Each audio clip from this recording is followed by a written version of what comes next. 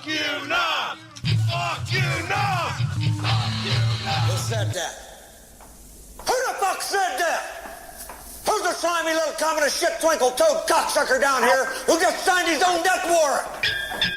I'm back. That's right.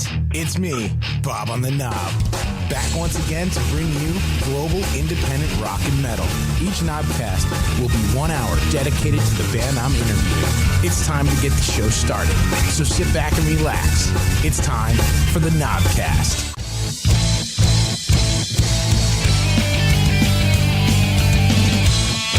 Oh my God, it's so crazy to be back. Oh my God, I'm back on the air. What is going on? Whew, wow. First ever Knobcast, everybody. Welcome. I hope you are tuned in. I hope you are as excited as I am. For those that don't know, of course, back in September, the end of September, we shut down Official FN Radio after 11 years of broadcasting. And for the last month or so, I've been kind of taking it easy, relaxing, playing some video games, doing a whole lot of nothing. And I'm like, you know what? This is not nearly as cool as talking to global independent rock and metal bands. That is way more cooler than playing video games. I should be doing that. I'm really fucking missing that. And so I said, you know what? I'm going to start up a podcast. I'm going to call it the Knobcast. And what I'm going to do is every week I'm going to talk to a band, and I'm going to give that band an entire hour to talk about their music, about their scene, and the whole thing. And for the first episode here, I've got none other than the Beast of Nod from fucking Massachusetts. Welcome, guys, to the show. How's it going? What's up? Hey, man. Thank you guys so much for taking some time and hanging out with me tonight and talking about the Beast of Nod, man. I got your guys' music right as I was shutting down OFNR, and I was like, man, this is such fucking good, brutal fucking music. I love it. You know, metal, right up my alley. And so when I started thinking about doing this Knobcast thing, I was like, oh, I know exactly which band I want to talk to first, man. These guys are the guys I want to speak to because I was digging what you guys were throwing down. How long has Beast of Nod been a band? How long have you guys been doing this? Well, first, thank you very much. And thank you for having us today. This is Paul. We have Will and Brendan with us today, too. Nate couldn't make it. In this incantation, we've been together for a few years. But the band actually started back in 2010 in central New York with me and a friend of mine. And a few years after that, I came to Boston and started it up again with some new people. And then eventually we found Will, and I think a few years ago, and that was really the beginning of what it is now. Right. And then joined shortly after. So it's been a long time, but we've been active for a few years. We played our first show like 2 years and a few months ago. Something nice. Like that. Yeah. Nice. And so one of my favorite questions to ask, I've asked this question to so many bands over the years, is if you guys could take Beast of Nod out on tour, and you can go out on tour with any band, dead or alive, who do you go out on tour with?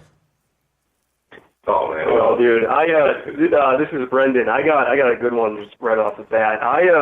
Earlier this morning, I was just watching videos of Amon Amarth. Nice. With them playing on that giant fucking Viking ship and shit like that, and that is, like, we eventually want to be, you know, big and theatrical like that and have all these stage props and stuff, and I think just as a, you know, they're not really known as, like, a fun party band. It's Viking metal, right? So it's about, like, pillaging and stuff like that, but they just seem like they're having so much fun, and the crowd gets really into it. So I think as far as, you know, like metal bands go, some of the bigger ones, I definitely would want to go out with them. Just looks like it would be a great time, good show. Yeah, man. Well, you will. So this is Will, guitarist. You know what? Especially the direction the music's been going in with us the last year or so. I have a lot of prog influence, and I would have to say, you know, maybe Scale to Summit or Animals as Leaders. You know, it's a pretty different direction. They're not death metal bands. Oh yeah, that'd be good. But you know, it's just I draw a ton of influence from that, and I think it would just be such a cool lineup to have that onslaught of different, you know, kind of unusual guitar all coming at you. Yeah, hell yeah. I'm going to go with the more traditional route. I would just love to go on tour with Cannibal Corpse. Right. But yeah, really a lot of the new tech stuff too. But honestly, I'd harken back to the old stuff like The Atheist. Yeah. we could go on and on about this. So, well, pretty much any classic death metal or progressive Dream Theater would be great. Oh, that would be something. Yeah, Can you imagine? So, dude, those guys. but anybody, Those guys are so gnarly, and I think, honestly, from my opinion, Scenes from a Memory has got to be like one of the best fucking records front to back. Like, I can listen to that thing anytime, and it's still fucking awesome. yeah, we were doing a cover of theirs for a little bit. Yeah, we're playing from Liquid Tension Experiment, Acid Rain, with our old guitarist. He arranged the keyboard part for guitar. We would do that in the middle of our set. That was a lot of fun. That's awesome. Awesome. So We'll now, get back to that. what about now? Recently, I was sitting in my office, and I don't always listen to metal. All us metalheads don't always listen to metal. So if I gave you an MP3 player and you had it for about a month, what might be the most non-metal thing I might find on there? Oh, that's a question. This is Brendan again. I like Southern rock. I like a little bit of some country, as long as it's more like kind of rock oriented. I like blues, classical. That's probably on there. I don't know. That's kind of my realm of things, but not really a big pop guy. Not real big rap or anything like that. Occasionally, an artist kind of grabs my attention, and I'll listen to it. Sure. But yeah, a lot of my stuff is kind of probably still guitar-based music at the end of the day, if it's not metal. Sure. If anyone ever saw my playlist on Spotify or something, or my like songs of Pandora, get laughed out of the metal scene. I think it's about 50% like glitch pop and synthwave, and then the rest is like pop punk and maybe baroque music. Nice. Pretty much no metal, but a little bit of metal, obviously. Well, Yeah, sure, of somewhere. course, Yeah. of course. I have a lot of the straight up death metal, but I'm also a huge synthwave fan. Nice. And I also like really cheesy bubblegum pop from the 80s. So like Cyndi Lauper and everything. But, Nice. and I even like contemporary artists like Kesha is a guilty pleasure of mine. We're taking your metal card. But yeah, it's I actually warm up to synthwave at the gym every day, and then I listen to death metal. Sure, yeah, and that's the thing. Like, any of us in the metal community or metal heads, whatever. I think the preconception is that's what we listen to 24/7, and like, I'll be honest, most mornings I listen to talk radio. You know what I mean? It's like, and then like in the office, depending on my mood, like I'm not always gonna be jamming out to like the hardest, craziest shit. Sometimes I gotta have the right fucking setting for the right situation. Yeah, I totally agree with that, and sometimes also just to gain different inspiration. You don't want to be absolutely listening to the same thing. Well, that's I think there's some people out there who are very elite, and if sometimes I'll bring up 90s music, and for me 90s music means alternative fucking grungy shit, and some of the folks in the metal community they'll point their nose up at that, and they're like, nah, we were listening to fucking good music back in the 90s, man. And it's like, I mean, come on, like I don't think I've met a single person who doesn't like Pearl Jam, like there was just a lot of that stuff from the 90s. It a lot of us grew up during that time. I think, Paul, you grew up in the 80s, but I grew up in the 90s, and Will, you grew up a little bit in the 90s. So a lot of that stuff, your parents were listening to that, and you just kind of get caught on some of that stuff too. And it's just good to have a well-rounded music library. My dad was really into Eric Clapton, so he got me into a lot of guitar-based stuff. And then you just, when you're a kid, you just kind of flip through the radio and you just find what's exciting, what kind of piques your interest. So, I kind of discovered Pearl Jam through doing that. And I remember the first time I heard a Slipknot song, that was just flipping through the stations, just trying to find something, and it just floored me, completely blew me away. So that was power of the radio, man. I miss those days. But well, that's what we got. I was going to ask that question. I was going to ask that question too, and it kind of goes hand in hand with this. Is I come from a much older generation myself. I'm 38, so I remember tapes. I remember vinyl. I remember buying CDs when they first came out, and CD players were like $1,000 And people laugh at me, and it's like, yeah, but they really were. They really were fucking a lot of money to get a fucking CD player, man. You had to like really save to get one.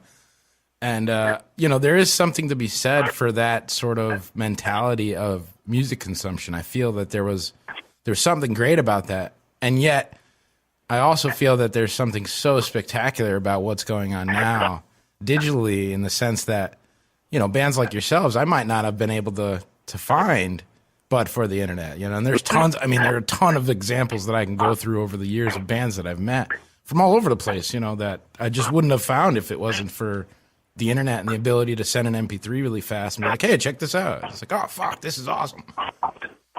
Oh, yeah. Yeah. I mean, we think about those types of sentiments a lot, actually. I'm 35. I grew up in the 80s and 90s, so I kind of have that whole crossover. And I bought the Gunship tape not that long ago, which was definitely a band. And so I still enjoy having that collector's item. And any metal band in particular that I particularly like, I always go buy the CD. But with the way that things have changed, with new opportunities, there's new challenges. Absolutely. Back in the day, you used to go gig, and then maybe get an opportunity to record. Inverse, you need to record first to be able to have the opportunity to really gig. Oh, most definitely. Most definitely. It's much oversaturation. It was great that you were able to find us, but now everybody has recordings online. Yeah, the bar to record has been lowered to the point that you hear a lot more good music, which is awesome. There is a lot more not so good music, but it also means that, anybody who had it in them to make a good record can now do it. So, it's bullshit doesn't cut it. So yeah, absolutely. Well, and therein lies local hangout. Yeah, and therein lies the biggest thing, is bullshit doesn't cut it, man. If you're gonna do this, especially as a musician nowadays, man, you better, doing it at home is fine, but it better sound just like you did it at fucking some fancy recording studio that sounds awesome. And then you better be able to, show that same thing on stage too, because I hate when I find a band that sounds amazing and then I go see them live and I'm like, this is garbage. This is not what you plugged in. Yeah. That's a lot of bands fall into that trap where they have good recording success and maybe they'll find some success online and great, but it takes experience gigging and it takes experience in a live environment to get tight, and anybody that's been doing it understands that. And especially if you play fast, aggressive, technical music, just practicing even in a practice space together isn't enough. It takes years of experience. It took us a long time to get to this point. When we first started, the new stuff that we're working on now is leaps and bounds ahead of the stuff that we started with. Yeah. And a lot of that's due to the going out and playing live. Right. They say that it takes 10,000 hours of anything to be good at it. So I mean, like, you can't just come out and think, right out. Even if you've been playing in your garage for 10,000 hours, that's not enough. You need to get out. You wouldn't be a stand-up comedian in your house. That's dumb. Right. Same thing goes for a true musician. And so my question then for you guys is, let's say you go to a show, right? And it's one of these big national act shows, right? And you pay like 50 to 100 to 300 to more money to go see one, right? And they come on and they lip sync. Yeah. I mean, do you guys feel like you should get your money back or what? Because I certainly fucking do. It's like, if you're not going to fucking give me everything, Ozzy still sings, motherfucker. If you can't do that, then why am I paying for your ticket, bro?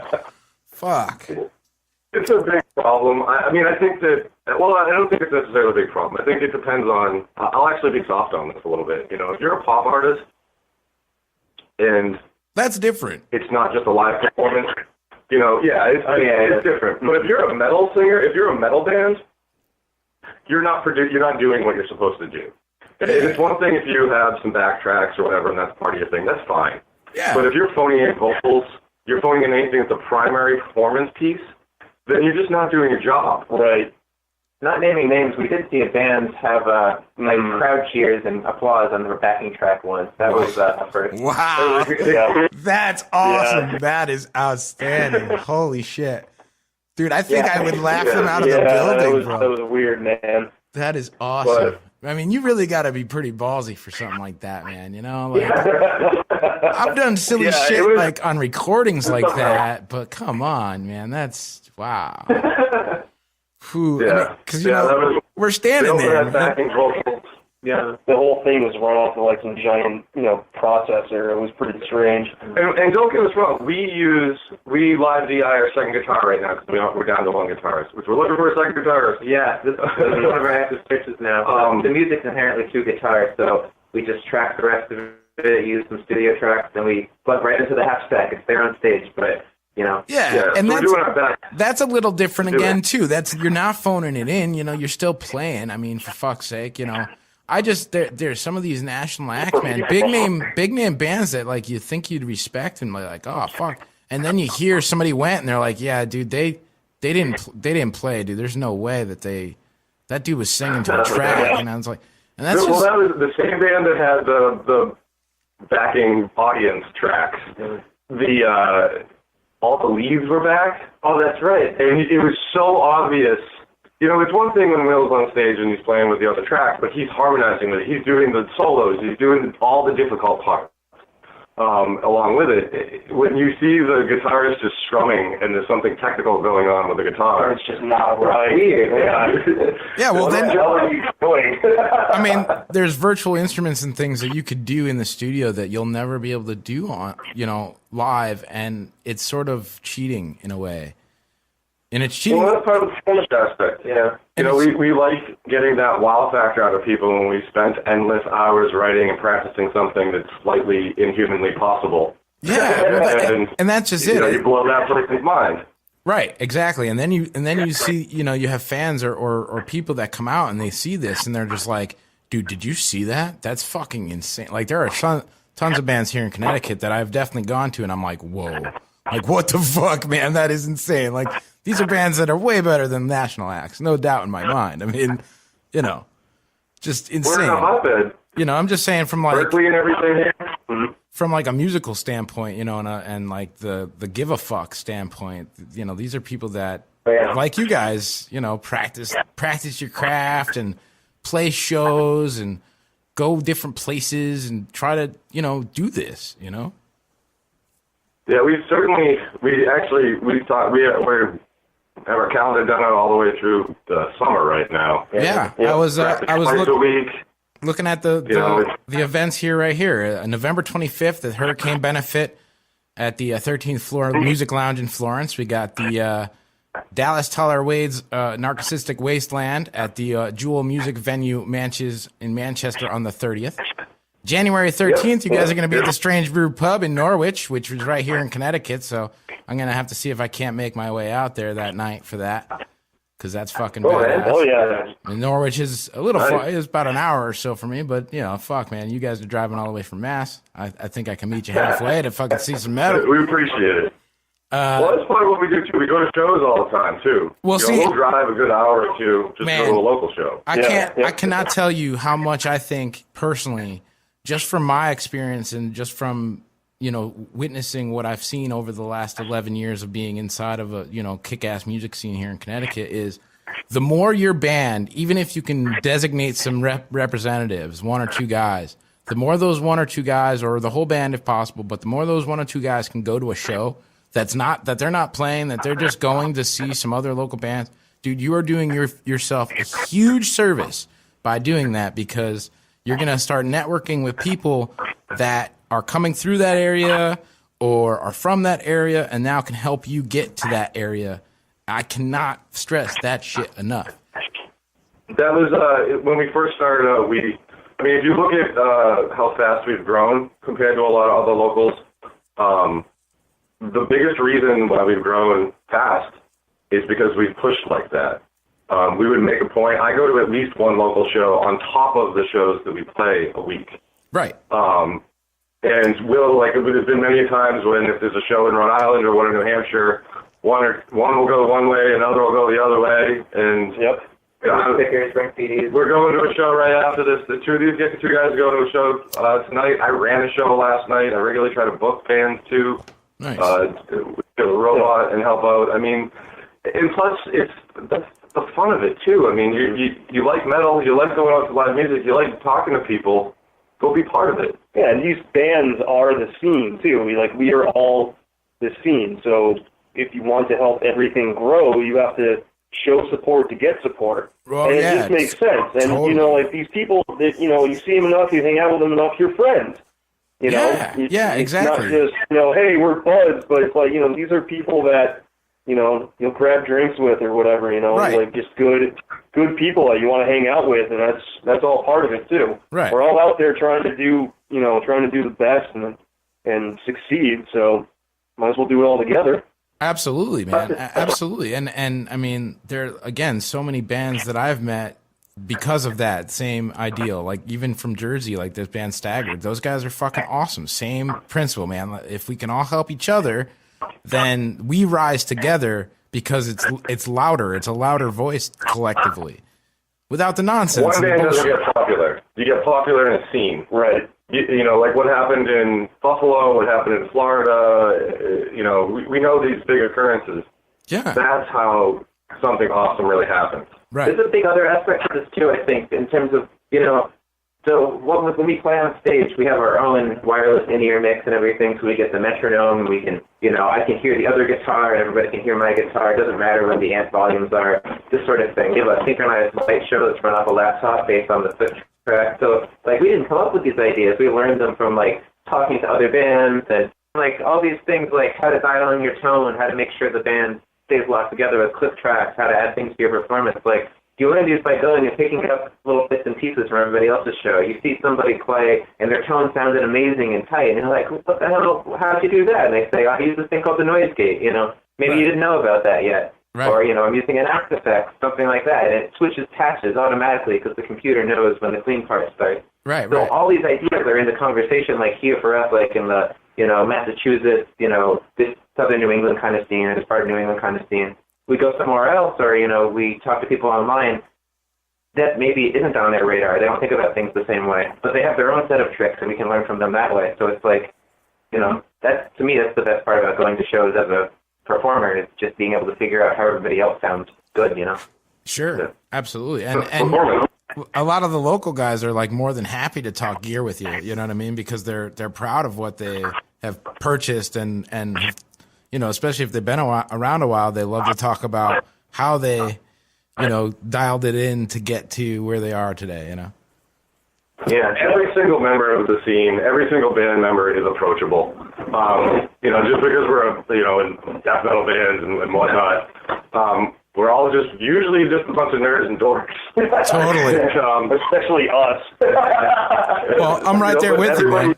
Will talk to you. You just have to say hi. And, you know, we talk about being friends with people. Like, literally, you just come hang out at one show, and you're friends.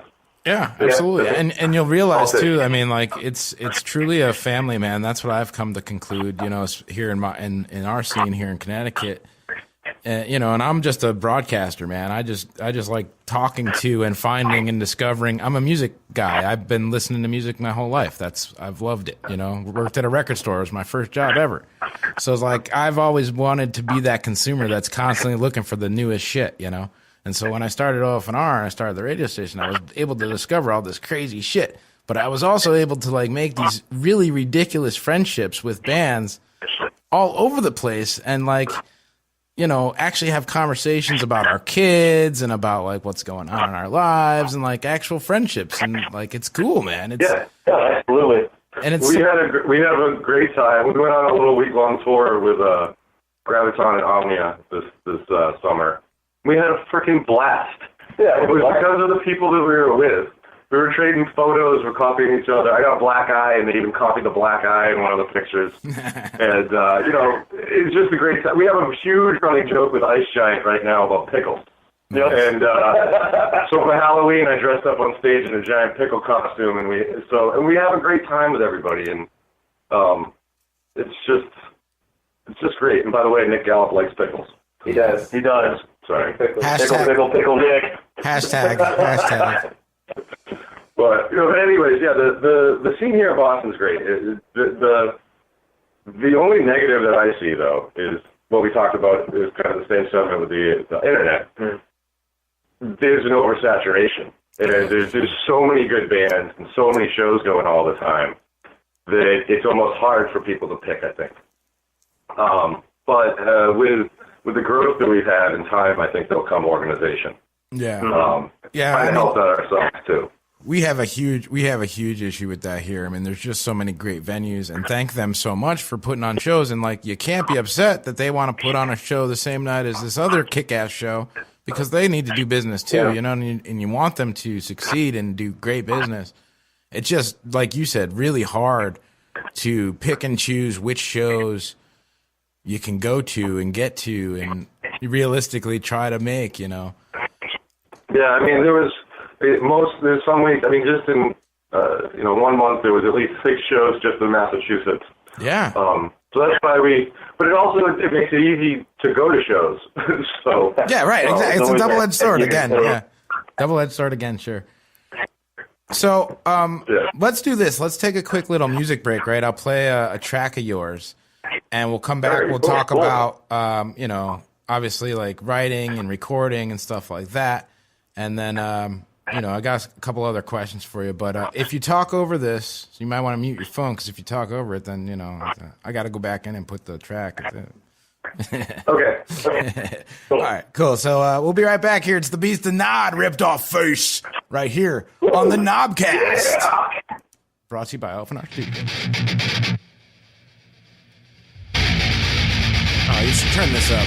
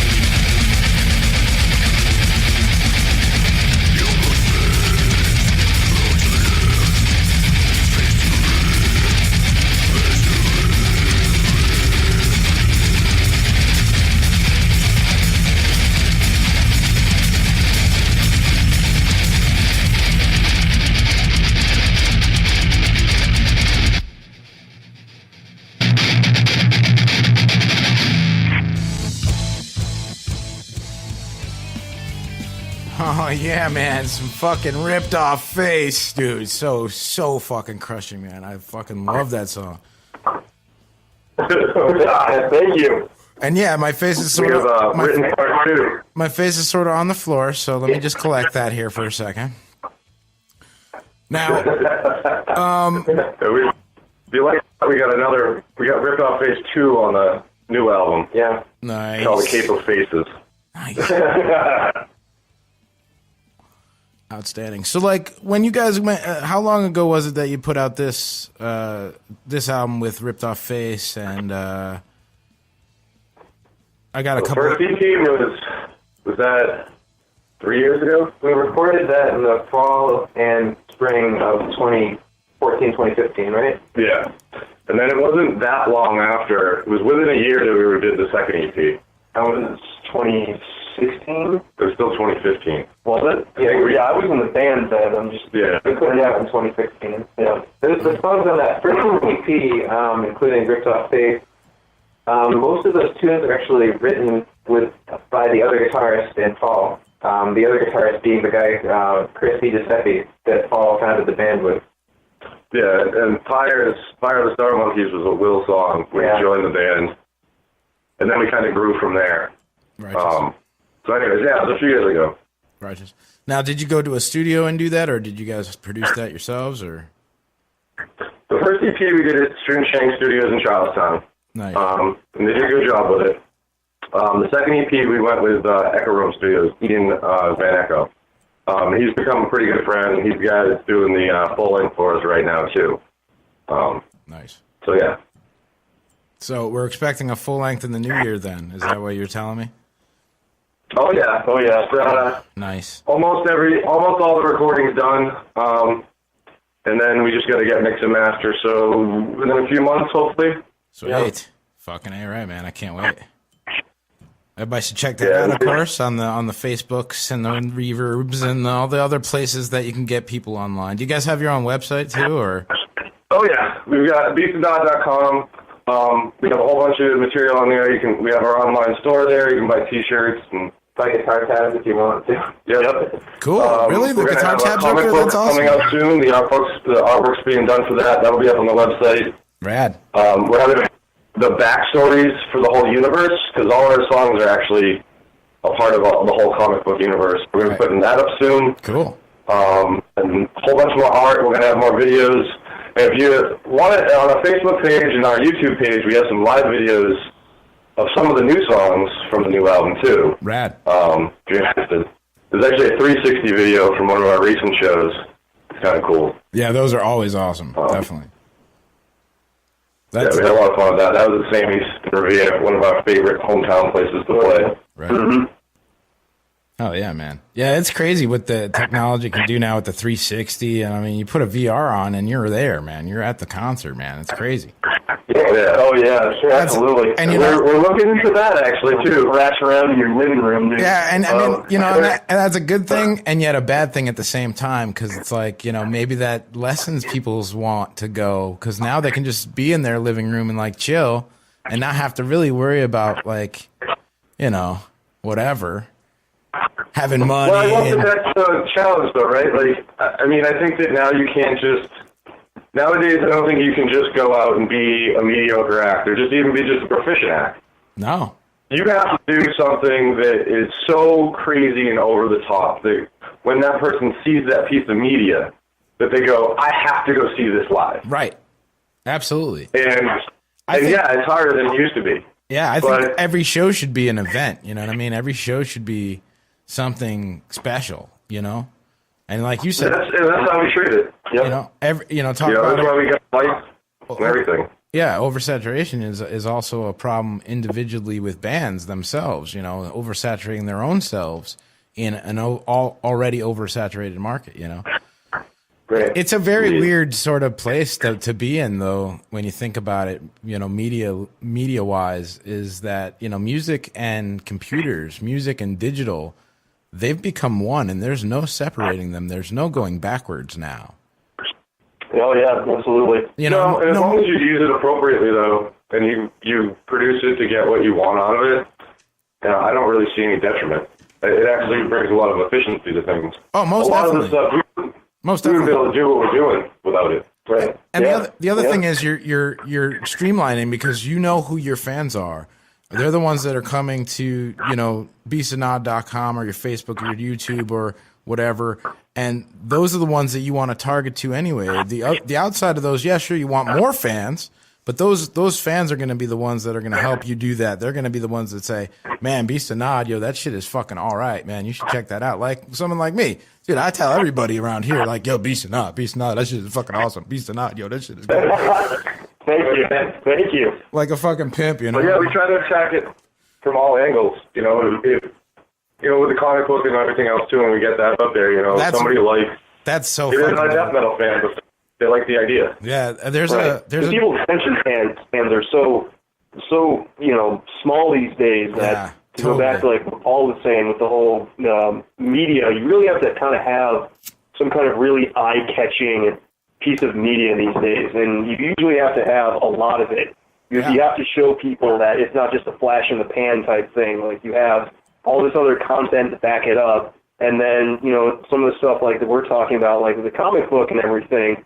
We want to create something that's different that really kind of draws people in, and maybe not just metal people, maybe just like people who are really into comic books or cartoons or something like that, science fiction, and they discover us, and then we pick up a couple of music fans along the way, but also just people who are just vested in this universe that we're trying to build. Plus, I think there's something. The internet's very powerful, obviously, but you can do something really interesting with it. I think we're not a big national act or something, but you can still build some sense of personal branding or recognizability, something that people can look forward to. Like I use my personal Facebook basically almost like,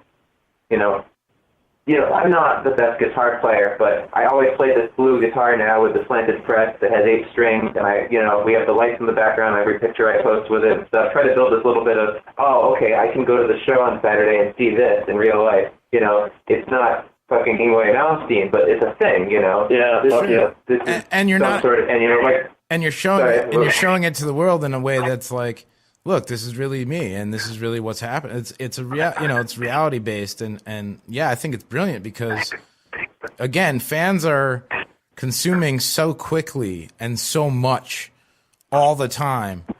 Even the best of the best bands nowadays have very little chance of staying in someone's rotation for very long because there's so much influx of music coming in. Yeah. And the Spotify's want to attack that correctly. We're looking forward to, once we get the full length out, we're preparing to start having regular media content come out. That's and cool. that may include regular music releases as well. And another thing to think about, and not that, whatever, is, there was a point in time when I was running Official FM Radio, I had a whole band doing a podcast, from the studio, and they got together every week and came here and talked about not only their music and hardly their music, but mostly the stuff that they were really getting turned on by here in the local scene, and it was really cool to be like, wow, a band sitting together talking about whatever, your gear, your stuff like that, just like the YouTube channel stuff. It's all that stuff is important. And the more you can give to people, like you said, man, it's going to gain traction because, I'm going to go get a brand new comic strip or our comic book. I'm going to get some brand new music. I'm going to get this. I'm going to get that. Dude, that's the way to go. You gotta really be able to do multiple hats these days to really make an impact on anything. Yeah. You know what I mean? You got to be able to do a lot of different things. And in a way, that's kind of cool, too, because, you're in total control, and that's the good thing. I mean, everybody's like, oh, get signed is the way to go. And nowadays, I don't know that that's necessarily true. I don't necessarily agree, Until I don't think it makes sense to get signed. And we pay attention to the local bands that have made booking deals and management deals and track them to see if there's been any efficacy from it. And from what we can see, although they've gotten some maybe bigger travel opportunities, they're not necessarily value-adding, and I think you're right. I don't think it makes sense to take on a label unless it can just provide you a clear distribution or promotional benefit. Sure, Right. absolutely. Other than that, we're more than capable of producing our own content.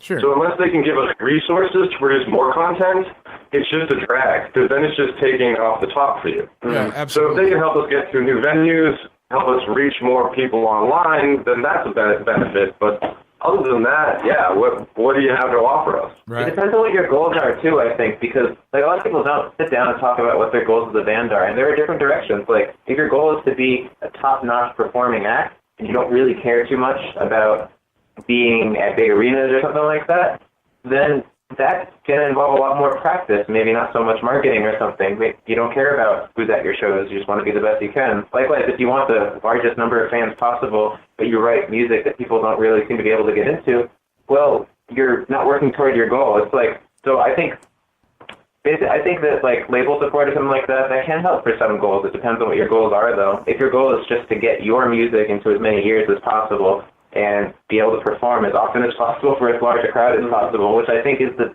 basic set of goals a lot of us in the scene have, then I don't think the answer is that it's complicated. But that's not everybody's goal, is what I've come to learn. You know, you see bands that have 300 likes on Facebook, which blow your mind. Then you go see a band with like 50,000 likes, and you're like, wow, really? All right. Yeah, right. Yeah, Well, yeah. and I like the ones that have the 50,000 likes, you know, and this isn't necessarily the band's fault, but it's a sign of the times. They'll have 50,000 likes, but they'll have 3 people at the show. And it's like, that don't compute, man. And I've even seen it for even my own self. It's like there's so many likes, but the events, and again, it comes down to how many events there are that week. And you know, there's so many variables and shit. And it is engagement. And it is difficult for you know, local bands and independent bands to, you know, make an impact, man. And that's, honest to God, that's the only reason I really do what I do, is because I love finding bands that are like just as good as, or most of the time better than, what I'm fucking hearing on satellite radio, because I don't listen to FM anymore. That's, to me, Right. that's Part a of the dead problem meat. with that, and Dead part of the meat. reason why I got involved with promoting shows and booking them, too, was not only to help us out, but also because I just wanted to help out the scene. But you have the mid-level tours come in and the high-level tours come in, and they'll go to the mid-level and high-level venues. Most of the tour packages that come in nowadays don't allow any local support on the bill. Right, which is dumb. So, and in the ones that do allow local support, it's either so early, like the bigger shows that come in, like literally you're playing a festival date and you're going on stage at 2 p.m. Right, yeah. Or That's good. it's or they only allow maybe one local, and only the biggest of the locals gets on the bill, not necessarily the band that fits the best. Right, or is So the what best. you're having is a healthy structure. You don't have growth. And the bands that not all, but the vast majority of the promoters aren't booking the bands that fit the bill the best to make them bigger, because you've already got your draw with the national act or the mid-level tour, but you don't have. So it's really hard for a band at our level, or even the ground level, whatever. We're at the ground level, to make it to any sort of next step, because there's not really much next level opportunity. It's pretty much Not much support for that. you pretty much either make it big or you're a local band. And there's no seemingly any middle ground, especially Right. for a metal band. Well, I mean, you could tour yourself, but again, then that's on you. I mean, that's no different than really getting a record. Yeah, label. we don't have full-time jobs. What do you do with your job, you know? Yeah. I mean, I have to be able to pay my bills. We'd love to be able to do that. We're trying to build to a point right, but I mean, where at least it's self-sustainable, but sure, but the reality is, it's you know, incredibly hard. yeah, exactly. I was just gonna say the difficulty level is enormous. And in the same breath, I mean, you guys are doing it the right way because you're actually loving what you're doing. It's not so much about making it, You have to, yeah. you know. Yeah, There's no way you would do this if you didn't love doing it. If you didn't get that exhilaration from being up on stage, if you didn't feel proud, Right.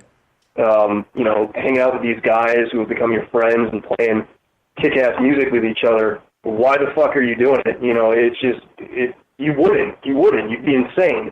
Yeah, My father literally. came out to a show recently, and you know, like I stayed up like maybe 5 hours and I practiced for 5 hours the night before trying to nail this one part. Then it's like a 13-hour day to like pack the van, get to the show, load in, schmooze, play the set, and then you got to go back and bring all the gear home. And I still fucked up the solo that day, But right, sure. yeah, but I thought afterwards it was like I think I get it. It's like you have to really, really love this, or else nobody would do this for more than a couple of weeks. Sure. Because I mean, like that's what it is.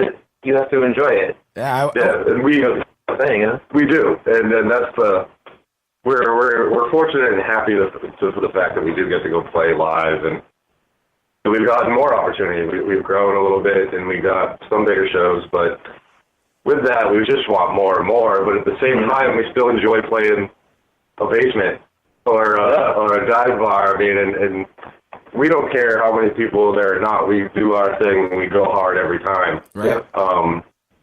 If there's one person there or 10,000, we put on the same show. I might have a little more whiskey if there's one person there. Yeah. Sure, and I mean, and that's how it should be. I think if you're not going out there and giving it everything you got every time you go, again, why are you even bothering? You know what I mean? Like there's other bands that are more than happy to take that spot up and really give right. and give everything they fucking got 110% to that show, and to me and the 100 people or 200 people or 3 people, or like you said, I mean, I've seen it all from experience. Just bands that have grown and bands have fucking fallen apart over the years. Bands have gotten back together over the years, and it's it's a hard fucking thing to comprehend. But when you hang out with musicians and you hang out with people who love making music and love talking about music and love fucking consuming music, then it becomes something much different. It's like an addiction, man. It's fucking. I tried to step away, and I was like, I couldn't, forget anybody else saying. I'm like, fuck, man, I miss talking to bands and talking about music, and fuck. Well, that's how it is. I mean, if we weren't in this band, we'd be in a different band. Yeah. And it would be. It's not just something. I mean, I've been in bands for 20 years now. I mean, it's not something that you just let go of. It's just part of who you are and what you do. Yeah. And we're fortunate enough to have the group that we have, and we're all committed and really pushing at a common goal that we really love. The whole nerdy aspect of the universe and the technical music that we make is exactly what we all want. Is sometimes you're in a band and not everybody's necessarily on the same page, and we're extremely fortunate that we all really believe in and enjoy what we do, and that makes it that much better. We're really good friends. We go out and we genuinely have a good time every time we play. Right. So it's really awesome to have that. Yeah, I can't say I hate any of these guys. Yeah, exactly. You are a nice player. Yeah. Again, I do get the brunt of all the jokes, but unfortunately, I'm here. there's always got to be somebody. I work with the clipboard and I check all the gear afterwards, and people think I'm a roadie. Didn't you see me on stage? Oh no, wait, we came in late. Yeah, whatever. Well, you're shorter than the rest of us. Yeah, I'm just a little naked, man. We love Brendan. So yeah, dude, I think there's this dude out in California I had talked to a while ago now, but you guys should definitely check him out if you're into the comic book thing. He's called Jazzan Wild. It's more like rock, but it's fucking dope, man. He does the music, right, and then the music goes along with the comic, as you're reading the comic and you listen to the tunes. It's cool. Dude, it's there you go. It's really, I'll definitely have to check that out. It's really badass, and the drawings are fucking badass. I'll send you the link, man. It's really cool. He's done quite a few books now that are pretty rad. And nice. And then question was Sean Casper. If you guys can remember, what was the first album you ever bought with your own money, and what was the most recent that you bought with your own money? I know this right away. The first album I ever bought with my own money. So I was a Boy Scout for a long time. I remember going on a camping trip with a friend. We're sitting in the back of his dad's minivan, and he hands me the CD player, and he's like, "You gotta listen to this." I just found it in my dad's basement, you know, like, this is the craziest shit I've ever heard. We were like 10, 11 years old. It was Master of Puppets. And from that moment, I was just like, yep, that's exactly what I want. I got my mom to bring me out to Strawberries when that place was still around. Took me out there and immediately bought that thing and jammed it and just probably scared the crap out of my parents for a good week straight playing that thing loud as hell. But, yeah, that was definitely my first. I bought two recently. I bought Black Dahlia Murder's newest one, Nightbringers, and then I bought Trivium's newest one. Nice. At the same time. Fucking Trivium's but good. I consume most of my stuff through Spotify, so like Yellow Eyes, black metal band, they're pretty good. Nice. Yeah, my first record was definitely that I bought for myself was Meteora by Linkin Park. Nice. I still love that record. Yeah, man. And it was Dude, the first record that I listened to. Dude, so nice, man. With with some guitars going on and all that. And really, it was my, like a lot of people in, my generation, my introduction to heavy music. And from there, I kind of discovered Black Sabbath maybe a year later, and I discovered some punk later. It was really my gateway, though. Those guys were nuts, man. In their earlier days, like even before they were Linkin Park, dude, they had some music that was just so like, whoa, like what the fuck, man, this is crazy. Like what they were putting out was just like, what the fuck, So like, yeah, I totally can hear you on that, dude. They were a good band. You get a lot of shit. I don't really buy too many records, but the last one I bought, I think, was a Worms record. I'm not even sure if I've listened to it yet. I listen to almost everything on Spotify or YouTube, though. That's kind of my problem. Yeah. I do a lot of rating at shows with bands, too, but, and I don't know if that counts as buying, because I give them one of our CDs. And they said they were well said, but, yeah, trading, but hey. The first one I bought was Roots by Sepultura. Nice. Fucking great record. And shortly after that, I also bought Vanilla Ice and MC Hammer. I was young, but I was quickly listening to Cannibal Corpse.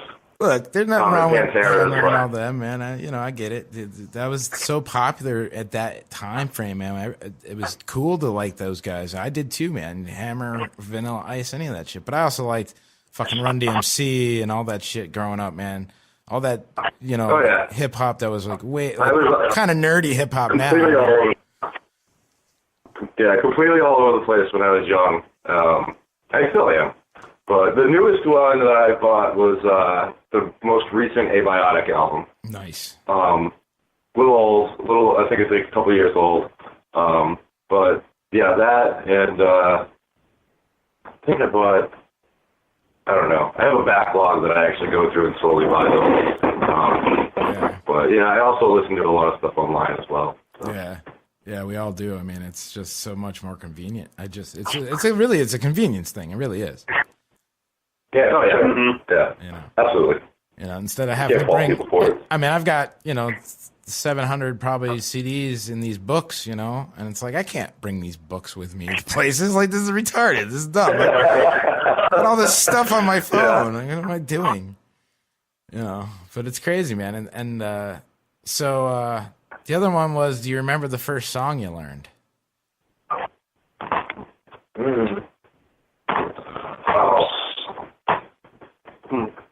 Well, shit. I think Black Sabbath tunes were the first ones I actually did covers of. Right. Way back when. Yeah. And Black Sabbath and Pantera, I think, were the first covers I really did in the metal realm. Yeah. I think for me, so I learned lots of riffs and stuff when I was starting to play guitar. First, real rock or metal song, I learned Paranoid all the way through with the guitar solo. It was the first guitar solo I ever learned, note for note. And I remember someone coming up to me and saying, "Hey, that sounded pretty good." And I realized maybe I can play guitar solos. Maybe I should try that. Right. That was really stepping stone for me. Yeah, man. I mean, look, growing up, man, you're stumbling over those things and playing and playing and playing. Your fingers are fucking numb. It's like, yeah, I hear you, man. I tried playing guitar for a while. I'm not very good at it, so I said, fuck it. I'll go do radio instead. So. Yeah, I was still on that one. I probably first started learning some Black Sabbath stuff, Iron Man, Paranoid, Enter Sandman. Sure. That was probably another one. Sure. Yeah, any of that stuff. I mean, yeah, it was such a crazy time frame, you know what I mean, as far as like what was, you know, platinum records and like, man, you know, people would line up at the door for new releases on Tuesday, man. They would fucking be lined up, you know? It was crazy. Oh, yeah. You know? Yeah, no, and I also grew up with, I mean, there was a lot of hair metal influence when I was growing up, too. And I still love some of that stuff. Sure, the nostalgia of it. I mean, look, you got to laugh at it too, but the nostalgia of it and some of those songs are actually really well written. And some of those. The riffs are just so good, some of them, and I mean, some of the singers. I mean, the vocals were just really great. And you know, nowadays I love Steel Panther. Yeah, dude. How can you not, dude? How can you not? That's one of those bands that you can't take them too seriously because they don't, but yet they're really good musicians. Yeah. Exactly. It's funny, it's entertaining, and damn straight. They're great at what they do. Yeah, exactly. And they're tongue-in-cheek about it, too. And I think that's the best embodiment of metal, you know. It's meant to be edgy, but it's meant to be inclusive, and it's meant to be fun. Right, yeah. And it's not... I think that's what we try to do.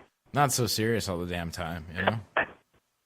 Well, for Christ's sakes, we have songs like Sentient Squirrel Death Machine, and one of our new tunes is called Pot Roast the Rhino Man, and it's about a half rhino, half man with a massive horn. Nice. Like, you can't take it seriously. Right. We play serious music, but it's not about serious stuff. Like Sure. hyper-anal hemorrhaging. I mean, come on. Yeah. Yeah, it's really just about you know, being able to be creative and being technical with what you guys are doing and playing and stuff, you know, guitar-wise. It's probably pretty rad to sit around and fucking noodle with each other and come up with ideas and stuff because, you know, you gotta constantly be like, oh, dude, check this out. And again, with all the music consumption, man, there's so, and you know, because you're not closed-minded, you're able to pull from all these different sources. We're kind of back to the beginning again where it's, you know, we're pulling from all these different sources of music and kind of putting it into what we get many 4 a.m. emails from Will with an idea. Yeah, it's not so much sitting in the space as here's a bounce out from Guitar Pro or from Pro Tools or something. right now. Do you have a way to like record a riff and send it over, or? Oh yeah. Nice. Yeah, he does it in his own house. Oh yeah, I've got it set up with like Pro Tools and all that. Yeah. But then I'll also just write straight into Guitar Pro. You know, guitars in my lap. Yeah, Because you know I can't freaking play it right off the bat. But then you know you can learn by drilling it in Guitar Pro for a few months. My favorite way to work on stuff. You know. sure. Yeah, we typically don't write stuff that we can actually play at first. Some people shit on that, but I think you know. Why limit what you want to express on stage to what your fingers can do today? You know, figure out if it's possible and work on it. You know, If I get something from Will and right off the bat I don't go, oh holy shit, how am I going to play this? Then I'm probably just going to text and be like, try again. That's the part of the fun, is that sense of accomplishment of, hey, we wrote something we couldn't play now, and then we practice and work harder and harder. I mean, Will practices every day for hours. And Brendan practices every day for hours. I do similar types of things. I can't really practice every day with vocals, but I still train every day. Right. And it's all about that push and that long-term sense of accomplishment that you're constantly challenging yourself. Yeah, absolutely. I totally agree 100%. Well, listen, the Beast and Nod, first ever Knobcast, man. It has been a pleasure talking with you guys, and I'm going to see if I can't get out there in Norwich to actually see you live. All right, there's plenty more. Oh yeah. So we have some we haven't announced yet, too. They'll be up on the schedule soon. So. Nice. Everybody keep that locked, of course.